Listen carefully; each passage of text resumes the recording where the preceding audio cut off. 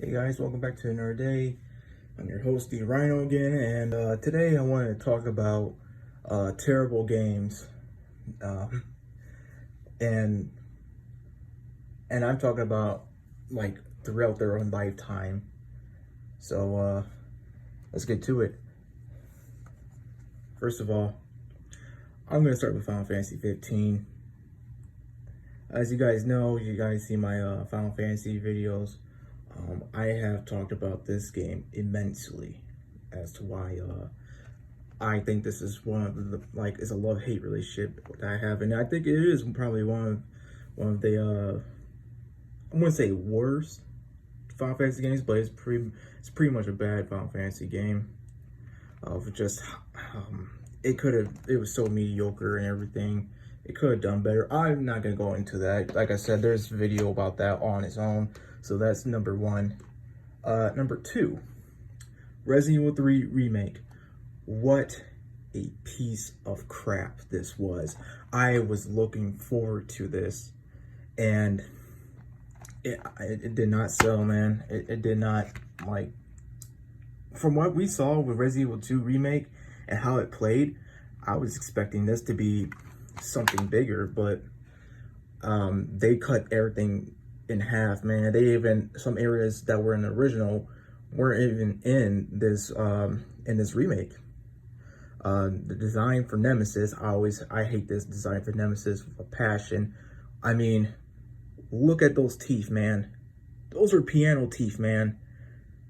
When I first saw that in the trailer, I was like, okay, I don't like the design for Nemesis because of that, but you know, it's not even, it's just a little nitpick of mine, but overall, this game was way too short. This should have been a DLC, in all honesty. I can't believe I bought this for $60.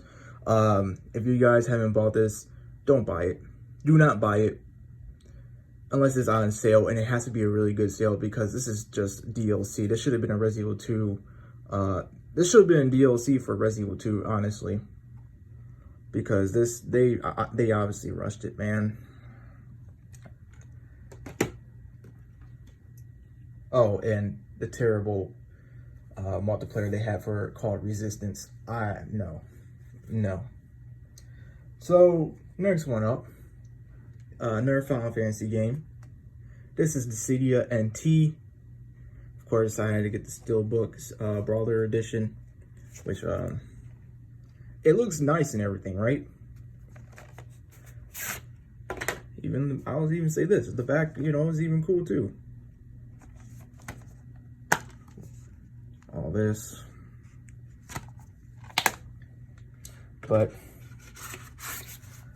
this was not like the previous two Dissidia games.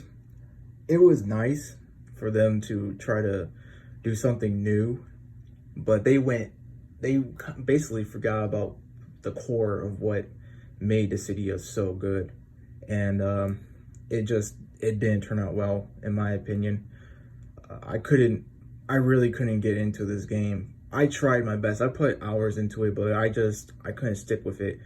It didn't have that replay value, unlike how the previous two did. So I don't know how the PSP version would do so much better than the PS4 version. But hey, this is Sony we're talking about, especially Square Enix. As I said, Square Enix is like a Capcom. You get a 50-50 chance with them. They either know what they're doing or they don't know what they're doing. And this one, they didn't know what they were doing. They thought they had an idea. It probably sounded good on paper, but in reality, no, it didn't do well. It's just I was just very disappointing that finally, get to actually play this on console, and doesn't even have like the modes that it had back then. Granted, the PSP version was sort of bare in a way. The first version, I played the first version. Second version, it added new characters like Lightning, and some other guy, I can't remember his name, but he was from Final Fantasy 12. And some other stuff like arenas and all that, but even the original, is so much better than this. especially when you play against friends. I didn't even play against friends on this. I didn't even see any of my friends even play this game, and it tells me that, you know, it further tells me something, that there was something wrong with this game at the time. But yeah, sad to see that. I'm not even sure if people are still playing this game. I'm not sure. Maybe, hell, maybe it got better. Maybe it got better, but since I was there for day one with this one, I couldn't do it. I could not do it after a week of playing it. And finally, the most notorious one that everyone knows because it's so popular right now. Well, I wouldn't say popular, pretty infamous right now is, yep. Do I need to say any more? How did you get over 200 awards? How? Oh, I know how.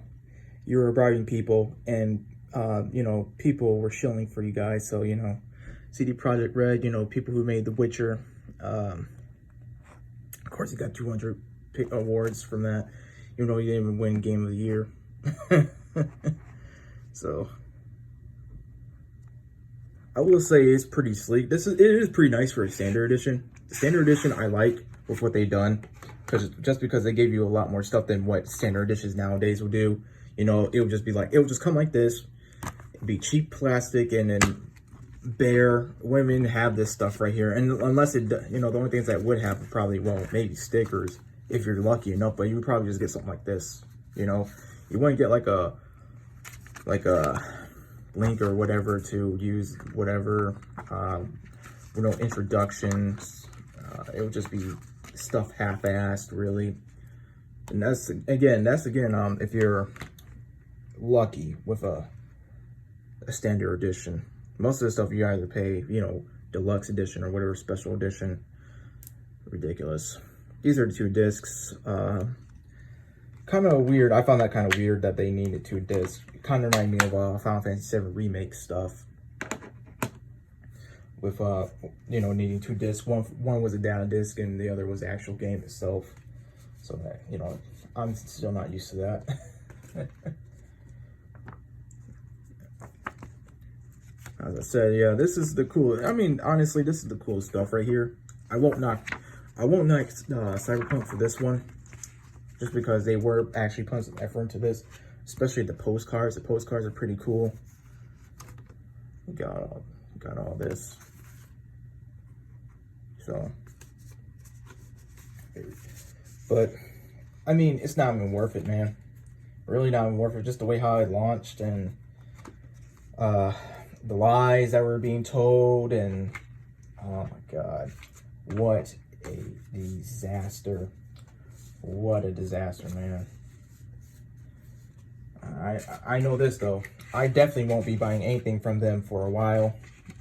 And if they come out with another Witcher, I'm gonna be very cautious, because after what happened with this game, I just don't feel like buying anything from them. They lied to their fans, their consumer base, and you know, they are paying the price.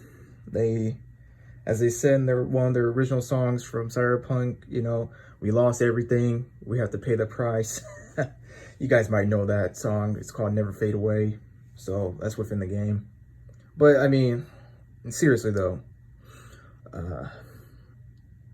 the games that I showed you, these are probably the only games that are terrible that I physically own. Digitally, I'm not sure. I would have to look back. Now, I'm excluding free games, because those are free games. I'm talking about ones that I actually bought. So, I think that's it, guys. It's a short video today, and I just want to be sort of lazy, so I won't lie there.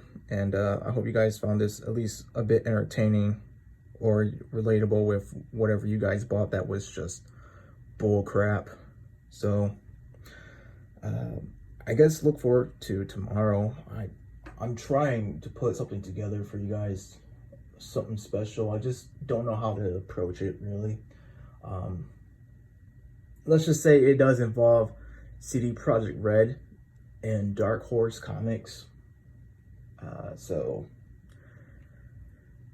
I'll see how that goes tomorrow. Hopefully I won't have a repeat with the stuff I originally planned a few days ago, where I was editing video and then it just straight up crashed on me and I couldn't recover it.